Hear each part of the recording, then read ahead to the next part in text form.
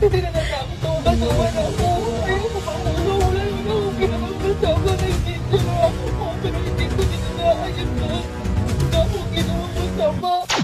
Viral naman ang isang content creator ang matapos manungkuraan ang lagayan ng holy water sa loob ng isang simbahan sa Misamis Occidental. Pansamantala-tuloy isinara ang simbahan. Iyak namang nagsorry ang babae pero anya, nag-wish lang daw siya at hindi dumura. Aron inyong mahibawan nga ang simbahan balaan ug dili nato kanamas kamasan ang pagluwa o paghimo mga kautan labi na kung kini murag isigya gyud sa social media usa kini kabinuang nga bukat nga dili nato palabyon.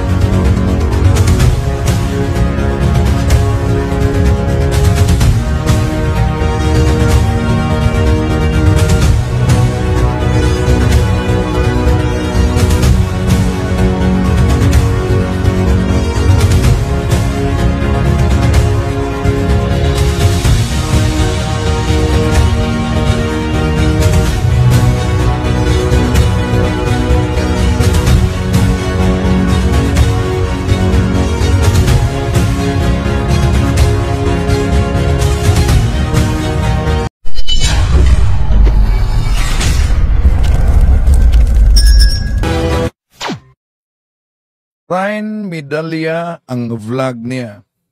Christine Medalla ang pangalan niya. Nag-viral siya sa ibang word na video content niya. Yung plato na ginawa niyang arenola. Pero sa mga interview, may mga video siya nag-viral. Sa mga interview, mas lalo siyang nag-viral nito. At na-interview na siya ng News 5. Na-interview din siya ng iba pang mga media. Pero bukas pa ang plano ko ma-interview dahil magtitipon bukas ang mga kaparian sa Jimenez sa parokya para sa pangungumpisal. Sabi niya, di daw niya dinuraan ang lagayan ng holy water. Ang sabi niya, batay sa makita na video, nag-wish lang umano siya. May wish siya. Pero, umani kasi ng iba't ibang reaksyon, kaya, dinilit niya ang naturang video. Pero may naka-upload na sa video at mas lalong nag-viral yung akusasyon daw na dinuraan niya. Nilinaw niya, hindi daw siya kaanib sa ibang sekta. Kaanib daw umano siya at isang binyagang Katoliko. Ang ginawa daw niya, inaamin niyang nag-content siya para sa kanyang vlog at yung makita sa video ay nag-wish lang umano siya. Hindi daw umano niya dinuraan. Kaya nang mas lalong nag-viral ang video, pumunta daw umano siya agad sa kumbento, halos isang araw. Pero hindi daw umano siya kinausap ng pare. Ang pares pres doon ay si Father Role Lagada. No? Di daw umano siya kinausap. Ang tanong, ito bang pagpasarado sa simbahan ay ang simbahan ba mismo ay nabigo napakinggan ang panig sa inaakusahang babae? Bukas, subukan nating ma-interview si Archbishop Martin Umuan doon sa Iminis at ang Paris Priest kaugnay dito. Christine Medalla, yes, ang Thine Medalla ang kaniyang vlog na sabi niya sa interview, na-interview siya sa News 5 na gusto niyang kumita kaya may mga weirdong content siya, isa na nag-viral yung ang plato'y ginawa niyang arenola. Ito ang ulat ng News 5. Viral naman ang isang content creator matapos umanong duraan ang lagayan ng holy water sa loob ng isang simbahan sa Misamis Occidental. Pansamantuloy isinara ang simbahan. Umiyak namang nagsorry ang babae pero anya, nag-wish lang daw siya at hindi dumura. Narito ang express report ni Von Belinario. Viral ang video yan ng Itong video na ito na nag-content siya sa loob ng simbahan dahil batay sa video na nakikita, may umani ito ng iba't ibang reaksyon na dinuraan daw. Pero sa kanyang panig, hindi umano niya dinuraan ang lagayan ng holy water. Ang makikita daw na ang kanyang mukha ay patungo sa naturang lagayan dahil may wish daw umano siya. Isang content creator na dinuraan umano ang lagayan. Yan. Nag-viral ito, kaya binura niya dahil natakot siya, pero may nakasave na pala sa video. Batay dito sa nakita na sabi ng mga nag-react ay dinuraan. Dinuraan daw. Lagayan ng holy water. Nangyari yan sa simbahang St. John the Baptist sa Jimenez, Misamis Occidental. Yun. Daming mga nagagalit talaga na nakapanood sa naturang video. Dahil sabi nila dinuraan ang lagayan ng holy water. Pero sa kanyang panig naman, sabi niya hindi totoo yan na dinuraan. Nag-wish lang ako na sana matupad yung pangarap ko. At nagpunta pa umano siya sa kumbento para makipag-usap sa Paris Priest. Pero hindi siya hinarap ng Paris Priest. Bukas, subukan kong kunin ang panig ni Father Rolly Lagada at ni Archbishop Martin Umuan kung ang batayan sa deklarasyon para sa temporaryong pagsarado sa naturang simbahan ay nakabatay lang ba dahil sa viral na video at sa iba't ibang reaksyon at ang simbahan ba mismo natin ay nabigo. Napakinggan ang panig nitong inaakusa. Tuloy natin. Umani ng batikos ang naturang video at nakarating sa pamunuan ng simbahan.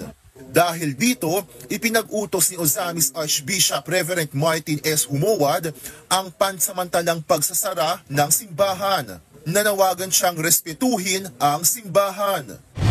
Nganuman, aron inyong mahibawan nga ang simbahan balaan ug dili nato kanamas kamasan ang pagduwa o paghimo mga dautan labi na kung kini murag isigla gyud sa social media usa kini kabinuang nga bukan nga dili nato malabyon. Sa eksklusibong panayam ng News 5, ipinaliwanag ng content creator na si Tin Medalla ang kwento sa likod ng viral video. Tin Medalla, ang vlog niya, Christine Medalla, close parenthesis ang pangalan niya. Giit niya, hindi niya dinuraan ang holy water. Ayan, sa aksyon na yan, na nakakita sa video, binasa yan ng karamihan ng nag-react na dinuraan niya ang holy water. Kaya nag-viral. Ang daming galit na galit talaga. Pumunta kami sa simbahan. Tapos nung nag-video kami, nag-video namin doon, yun yung pinaka-last video namin ginawa, yung sa holy water. Yung meaning ko sa post holy water is yung meaning nun is yung pinulot ko na sobre, yun yung meaning yun, ano yun, yung sa post quiz, ano ba yun? Yun yung meaning, hindi ko niluwaan yung holy water. Dinuraan, di niya dinuraan daw ang holy water. Baka din niyo maunawaan yung niluwaan. Kasi makita naman naman yung sabog sa video ko kung niluwaan ko ba o hindi. Hindi ko talaga niluwaan. Madaming tao dun, tsaka may CCTV. Kahit yumuko siya sa video, ang sabi ni Tin, Kumuha ako ng sobre, tapos binalik ko agad, tapos tumingin ako sa holy water kasi ang meaning dun, nag-wish ako.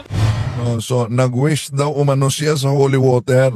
Pero, yung pag-wish sa holy water, superstition na yan, no, kapatid. Superstition yan. At di basta-basta yung superstition, dahil Catechism of the Catholic Church 2138, superstition is a total departure of the worship that we give to the true God. Tuloy natin. pumunta raw siya sa parokya para makausap ang pari at ipaliwanag ang video pero hindi raw humarap sa kanya. Nakiusap si Tin na wag naman daw sana siyang husgahan dahil hindi niya raw magagawang bastusin ang simbahan. Gusto ko sorry sa lahat ng tao at saka kay Father, sa lahat ng simbahang Katoliko, hindi ko talaga dinaraan yun. At saka mas neto pa ako sa simbahan. Hindi ko po yung gagawin para lang for the views.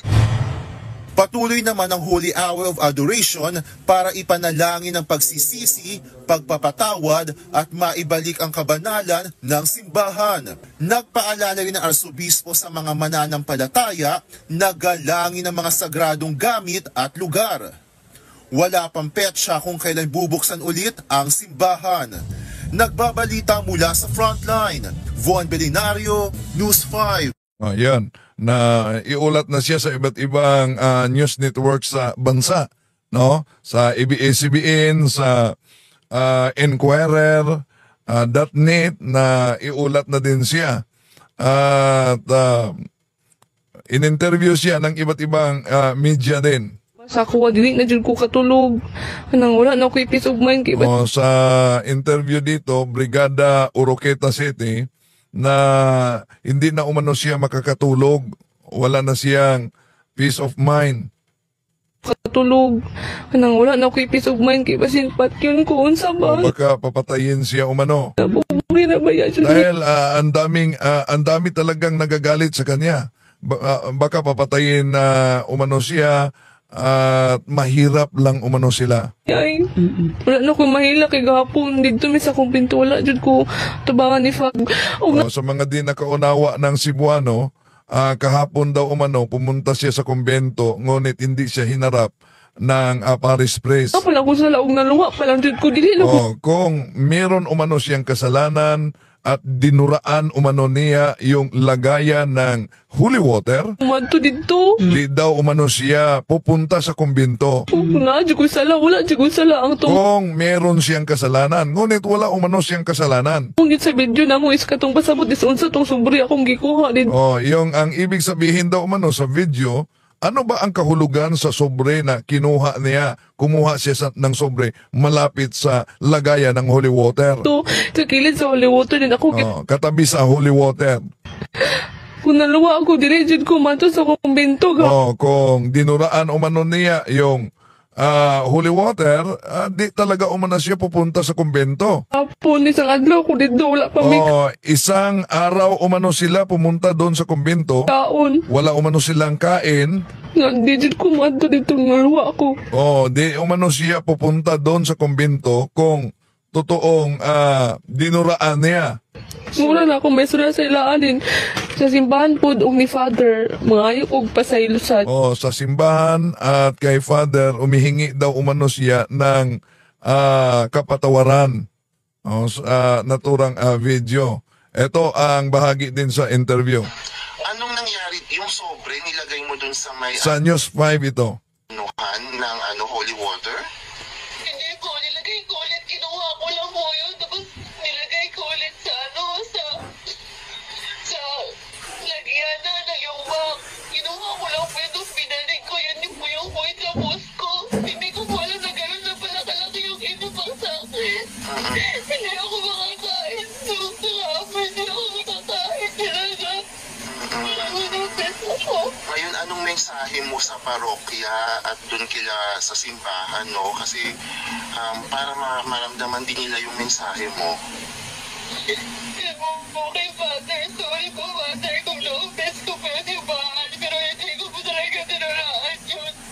Kung makita yun naman ko may CCTV doon. At saka may mga tao